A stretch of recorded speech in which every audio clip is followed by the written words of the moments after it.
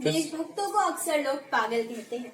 कह दो उन्हें कि सीने पर जो जख्म है सब फूलों के गुच्छे हैं और हमें पागल ही रहने दो, हम पागल ही अच्छे हैं। नमस्कार, मेरा नाम है विधि त्रिपाठी और मैं केंद्रीय विद्यालय क्रमांक 1 आगरा की छात्रा हूँ। मेरे पीछे आप जो घर देख रहे हैं वो माँ भारती के एक वीर पुत्र का है जिसने हिंदुस्तान को स्वतंत्र बनाने में अपना संपूर्ण जीवन समर्पित कर दिया। श्री रोशनलाल गुप्त करुणेश जी भारत के जाने माने स्वतंत्रता सेनानी नहीं है, क्योंकि वे एक अकीर्तिक नायक है, एक अनसंग हीरो। सीधे शब्दों में बोले तो स्वतंत्रता संग्राम में उन्होंने जीवन तो समर्पित कर दिया, लेकिन ये हमारी विडंबना है कि इतिहासकार उन तक कुछ खास पहुंच नहीं पाए। इसलिए आज मैं यहाँ आई हूँ। करुणेश जी तो अब स्वर्गवासी हो चले हैं, किंतु उनके बेटे श्री आदर्श नंदन जी आज भी अपने पिता की धरोहर को आगे बढ़ा रहे हैं।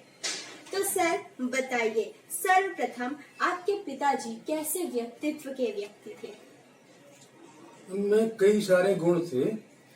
वे एक अच्छे वैद्य भी थे, एक अच्छे कवि थे, एक अच्छे पत्रकार थे और सबसे बड़ी बात है एक बहुत बड़े देशभक्त थे वो। क्योंकि उन देशभक्ति की एक जो भावना थी वो बचपन से ही थी उनमें और लगातार मरणोपरांत तक मतलब जो संकल्प उन्होंने बचपन में लिया था वो हमेशा उन्होंने बनाए रखा। और चाहे कलम के माध्यम हो, वाणी का माध्यम हो, विचारों का माध्यम हो, कोई भी माध्यम हो, उनके रग रग में देशभक्ति भरी थी और वही सब उन भावनाओं में प्रकट हुआ करती थी हमेशा। कभी भी कहीं भी उन्होंने देशभक्ति के आगे कोई कंप्रोमाइज नहीं किया। लगातार समर्पण राष्ट्र के प्रति, देशभक्ति के प्रति और महापुरुषों के प्रति रहा। तो कितनी साल की आयु में उन्होंने स्वतंत्रता संग्राम में भाग लेने का निश्चय किया था? उनका जन्म बुलंदशहर में हुआ था, तिलकना एक गांव है वहाँ हुआ था। और बहुत सारी एक संकटकालीन स्थिति रही उनके साथ में। मतलब अपने पिता मतलब परिवार में अकेले बेटे थे वो और उनके पिताजी को किसी ने जहर दे के मार दिया था। तो वो उनकी माँ मतलब हमारी दादी जी उन्हें लेकर आगरा आ गई थी। तो वो आगरा में अपने मामा के रहती थी। तो 8-10 वर्ष की आयु से ही उन्होंने राष्ट्रभक्ति को अपना लिया था और उनके रग रग में राष्ट्रभक्ति दिखने लगी थी। और जब कांग्रेस का या स्वतंत्रता आंदोलन का जो प्रारंभिक काल था उसमें पहले 2 बच्चों के लिए संगठन हुआ करते थे, एक वानर सेना और एक बाल भारत सभा। वानर सेना तो थोड़ी उत्पाती हुआ करती थी, चले जाते थे, और बाल भारत सभा लोगों को, सेनानियों को सहयोग करना, उनको आर्थिक राशि पहुँचाना, उनके पत्रों को इधर से उधर पहुँचाना, ये काम किया करते थे। तो उस बाल भारत सभा के दौरान उन्होंने बच्चे जुलूस भी निकाला करते, तो उस दौरान भी 1-2 बार वो जेल गए। छोटे बच्चों को पुलिस वाले, अंग्रेज पुलिस ये करती थी, जेल तो नहीं ले जाती थी, लेकिन उन्हें लिया, गाड़ी में भरा और जंगलों में छोड़ आए। तो वो पैदल पैदल भटकते शहर आते थे, ये उनको दंड दिया जाता। क्योंकि मैंने भी सुना है कि वो मात्र 9 वर्ष की आयु के थे जब वो पहली बार जेल गए थे। तो अपने जीवन के प्रत्येक चरण में वे माँ भारती को समर्पित रहे थे। उनकी इस यात्रा का आरंभ कहाँ से होता है? राम बारात का क्या किस्सा था? 9-10 वर्ष की आयु से उन्होंने लिखना शुरू कर दिया था। बाल भारत सभा वगैरह यात्राएं, वो आंदोलन में तो भाग लेते थे, लेकिन उनकी कलम चलने लगी, शुरू से कविताएं लिखने लगे। तो उस जमाने में उजाला अखबार और सैनिक अखबार निकला करता था, तो वो लिखना शुरू किया उन्होंने। फिर जब लिखते रहे, बहुत सारी बातें हुई, तब 1938 आ गया। 1938 में उन्होंने खुद का अखबार निकाला, आशा अखबार निकाला। आशा अखबार ऐसा था जो क्रांतिकारियों के फेवर में और अंग्रेजों के विरोध में लेख समाचार छापा करता था। उसमें पिताजी ने क्रांतिकारी ये सुभाष चंद्र बोस जब आगरा आए, वीर सावरकर जब आगरा आए, या विजयलक्ष्मी पंडित या पंडित जवाहरलाल नेहरू आगरा आए, तो उनके साक्षात्कार छापे, उनकी कवरेज छापा, उस समय की बात थी। और वो लगातार क्रांतिकारियों के लिए बहुत संदेश देने वाली पत्र था। और जैसे जैसे वो तेज होता गया कि रफ्तार तेज होती गई, वो अंग्रेजों के लिए एक नासूर बनता गया। फिर 1940 में लंदन में ओडायर को उधम सिंह ने गोली से मार दिया था, है ना। उसकी खबर उन्होंने आगरा में सहसा पत्र में छापी। तो आगरा जैसी खबर छपी और लोगों में बटा हुआ तो तहल समझ गया कि अपनी। और 21 साल बाद जलियांवाला बाग के खून का बदला, ये हेडिंग था उसमें ना। तो दो उन्होंने बहुत जोरशाली काम किए थे, अखबार में छापना और फिर लोगों को बांट देना। तो ये आगरा के कलेक्टर थे D.P. हार्डी, उनको बहुत नागवार गुजरा। उन्होंने पिताजी को कोतवाली में बुलाया और पूछा कि आपने कहाँ से समाचार लिया है। किसी भी पत्रकार, जो सैद्धांतिक पत्रकार, उनके सिद्धांत होता है कि वो अपनी खबर का सूत्र नहीं बताते, नहीं हम खबर कहाँ से मिली है, क्योंकि वो लीक हो गई तो हमारा जो सूत्र है फिर वो खबर नहीं देगा। तो उन्होंने संपादक की पत्रकारिता की मर्यादा को अपनाए रखते हुए अपना सूत्र नहीं बताया कि हमें खबर कहाँ से मिली है। इसलिए दूसरे खबर छापने के चक्कर में उन्हें बहुत यातनाएं दी गई और उसके बाद में अखबार पर प्रतिबंध लगा दिया गया। ये आशा का मामला था। और राम बरात का ये था कि जैसे 40 में जब अखबार बंद हुआ तो उनमें प्रतिशोध आया कि मेरा अखबार क्यों बंद कर दिया, उन्हें क्यों पता नहीं दिया। तो प्रतिशोध की वजह से उन्होंने क्या किया, वे वैसे लगातार गांधी जी के अनुयायी थे, अहिंसावादी थे।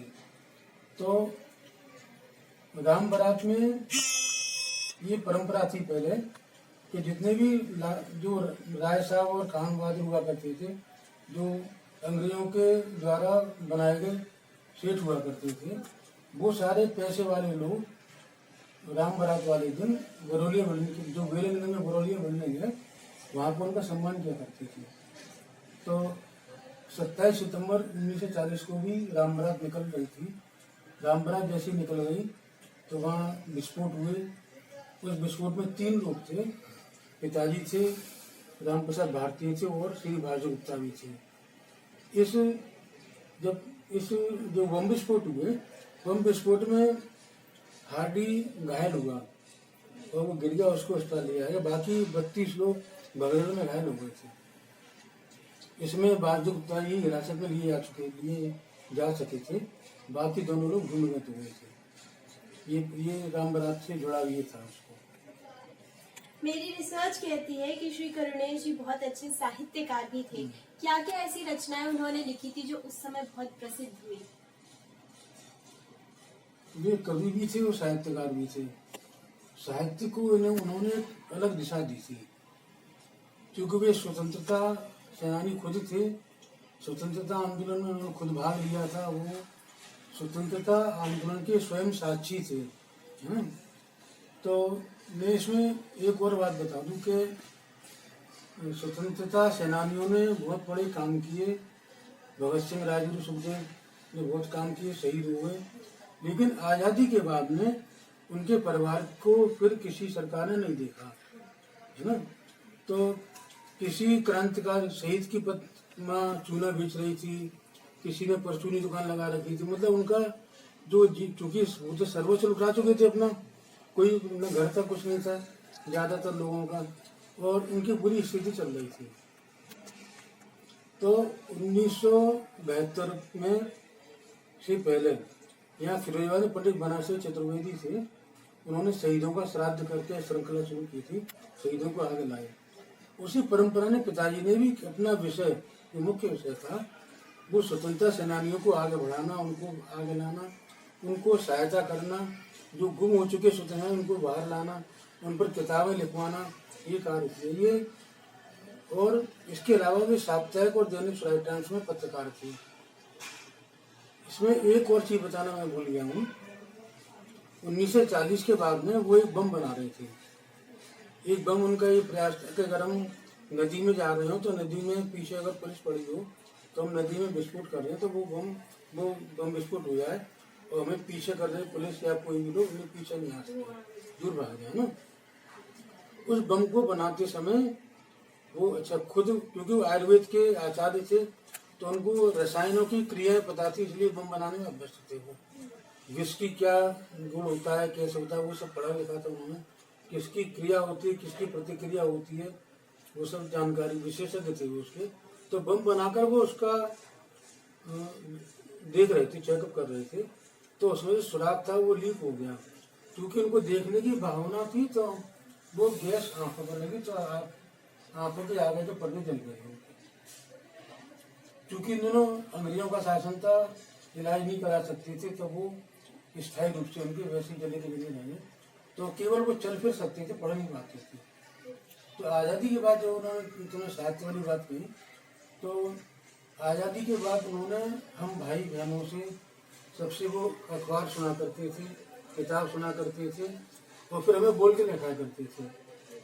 दोनों अखबारों के संपादकीय और उनके लेख अपने लिए भी लगातार उन्होंने ऐसे प्रकाशित किए। इसी प्रकार उन्होंने दिल्ली और देश भर के जो अन्य पत्रिकाएं थी, जैसे कलकत्ता का सन्मार्ग, दिल्ली का साप्ताहिक हिंदुस्तान, नवभारत टाइम्स, हिंदुस्तान और अखबार, इन सब में मिला के उनके करीब 8000 रचना हुई थी।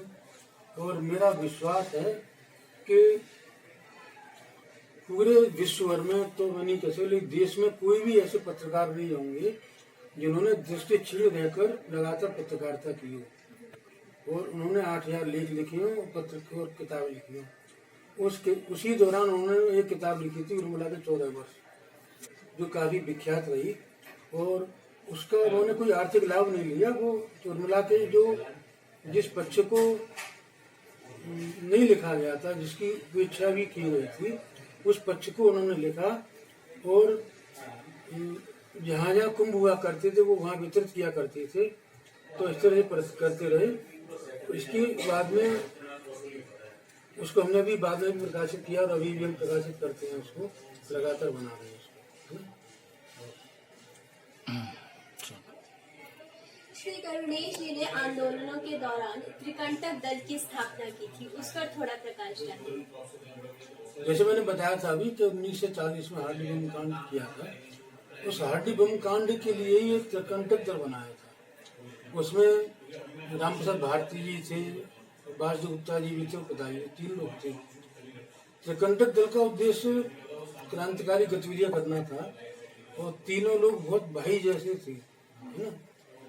ज्यादा लोगों को शामिल करने का उद्देश्य पिताजी का कभी नहीं था, क्योंकि उन्होंने स्वतंत्रता आंदोलन पहले पढ़ चुके थे, देख चुके थे, जिसमें भी 10-12 लोग या 15 लोग ज्यादा लोग होते थे। तो हर कांड में एक मुखबिर पैदा होता था, और उस मुखबिर से बहुत नुकसान होता था रामदेव को।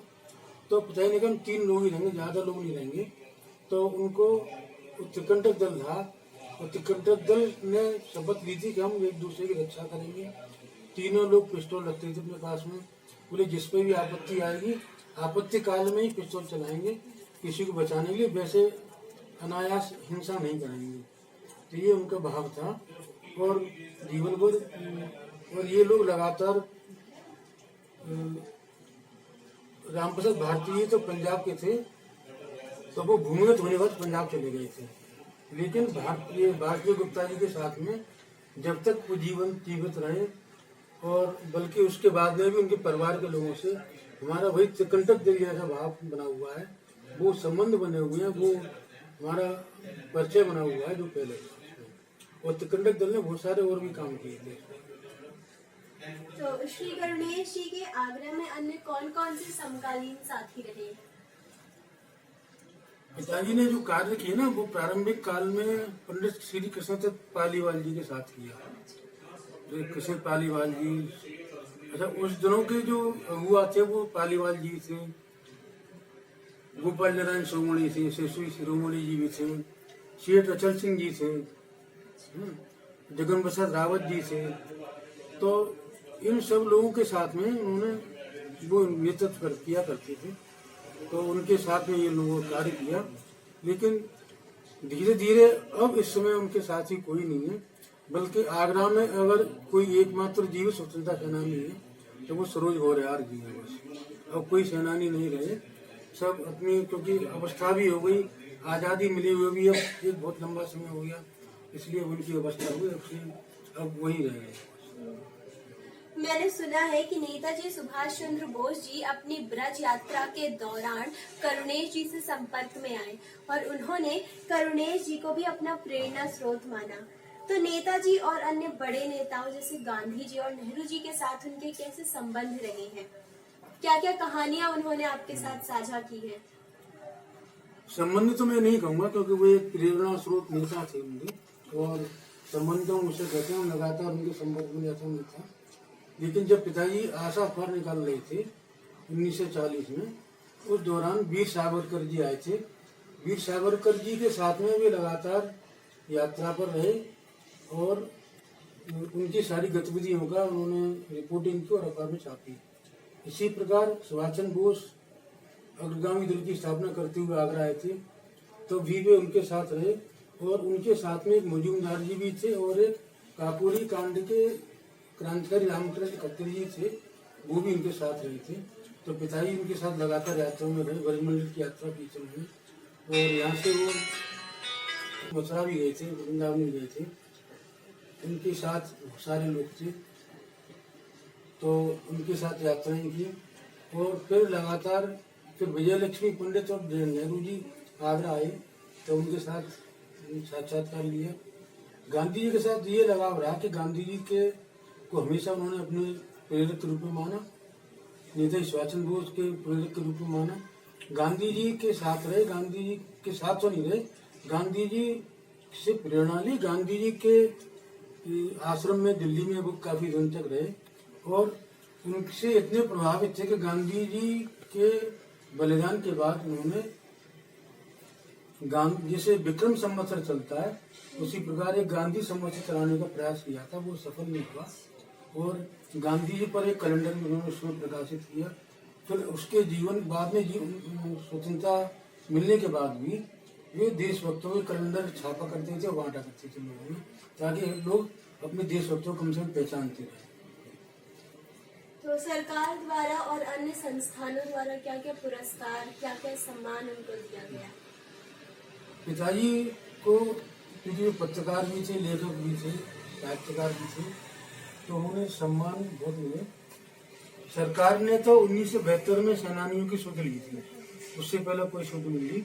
इंदिरा गांधी ने 1972 में एक पेंशन, सम्मान पेंशन कहा गया उसको, एक आम पेंशन नहीं थी, पेंशन दी। फिर बहुत बाद में बस का पास दिया गया उत्तर प्रदेश सरकार की ओर से, उनके साथ एक व्यक्ति फ्री जा सकता था।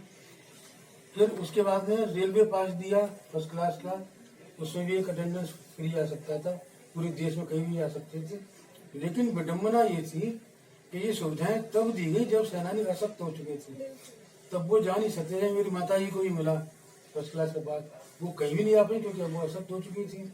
तो सरकार का प्रयास सही था, माना जाएगा, लेकिन उन्होंने जो है, उनको जो मिला वो देर से मिला, देर से दिया गया। पिताजी को पर एक अभिनंदन ग्रंथ प्रकाशित हुआ, वो पंडित पनासे चतुर्वेदी प्रयात के, जो बहुत बड़े साहित्यकार थे, पद्मश्री पद्म विभूषण मिला था उन्हें। और अमर उजाला के संपादक, संस्थापक संपादक स्वर्गीय डोलार अग्रवाल जी, और स्वराज टाइम्स के प्रधान संपादक आनंद शर्मा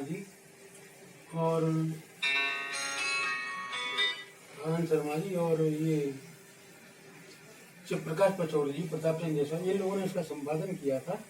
और उस ग्रंथ में बाबा पृथ्वी सिंह आजाद, दुर्गा भाभी, रामकृष्ण खत्री जी, मनमथनाथ गुप्ता जी, इन सभी के लेख पिताजी के बारे में है, और बहुत सिलेक्टेड लोगों का, बहुत अच्छे लोगों का है, छोटा लेकिन है इतना समृद्ध कि वो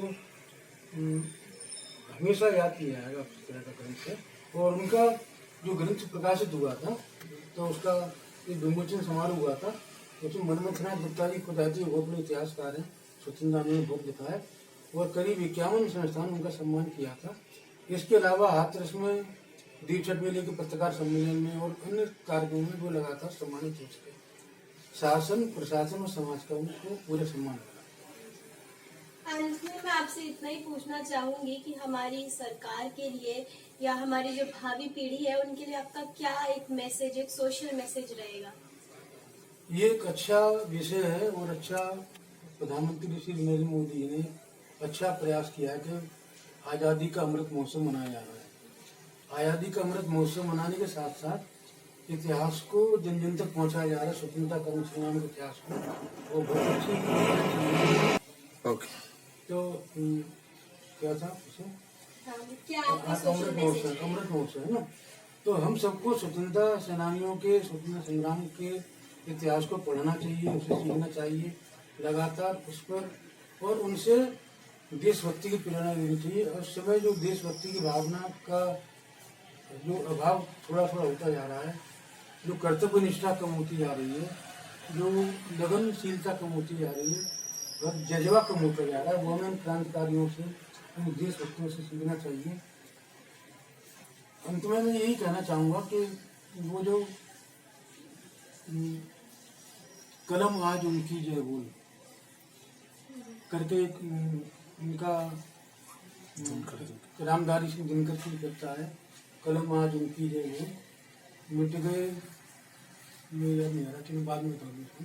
तो ये करके इसको लोग अपनाएं और हम हमेशा उन साहित्यकारों, पत्रकारों को, कवियों को भी याद रखें और लगातार उनका गुणगान करें, जिससे हमारी आने वाली पीढ़ी हमेशा याद आए।